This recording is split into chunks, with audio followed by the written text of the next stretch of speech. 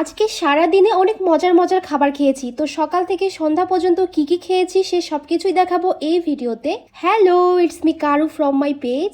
সকালে ঘুম থেকে উঠে নাস্তায় খেয়েছিলাম আমার সব থেকে পছন্দের নাস্তা পরোটা। সকালের নাস্তায় পরোটা আমার সব সময় ফেভারিট। আর পরোটার সাথে যদি ডাল থাকে তাহলে তো আর কোনো কিছুই লাগে না।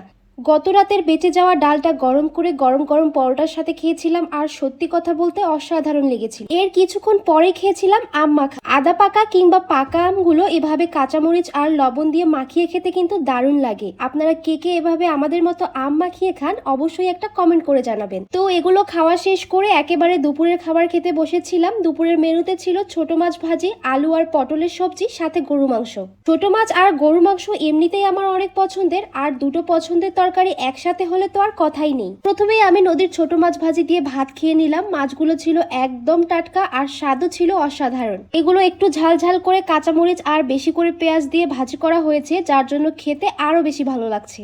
এরপর আলু আর পটলের সবজিটা দিয়ে ভাতটা ভালো করে মেখে একটু একটু করে গরুর মাংস দিয়ে বেশ মজা করে দুপুরের খাবারটা শেষ করলাম। আবার এর কিছুক্ষণ পরে বিকেলের দিকে খেয়েছিলাম আলু পাঁপড়। প্রতি সিজনেই আমাদের বাসায় এই আলুর পাঁপড়গুলো বানানো হয়, আর আমাদের বাসায় সবাই এগুলো খুবই পছন্দ করে, বিশেষ করে আমার ছোট ভাই। আর সত্যি কিন্তু এগুলো খেতে আসলেই অনেক মজা লাগে। এরপর সন্ধ্যায় সবাই মিলে রামেন বানিয়েছিলাম। গরম গরম ঝাল ঝাল এই রামেনটা আমার কাছে খেতে অসম্ভব ভালো লাগে। তো এরপরে আবার রাতের খাবারে ভাত খেয়েছিলাম, যেটার ভিডিও আর নেওয়া হয়নি। এই ছিল আজকে সারাদিনের খাবার। আজকের ভিডিওটা কেমন লাগলো অবশ্যই একটা কমেন্টে জানিয়ে যাবে। আর ভিডিও যদি ভালো লেগে থাকে আমার ছোট্ট পেজে ফলো দিয়ে অবশ্যই পাশে থাকবেন। ভালো থাকবেন, সুস্থ থাকবেন, বাই।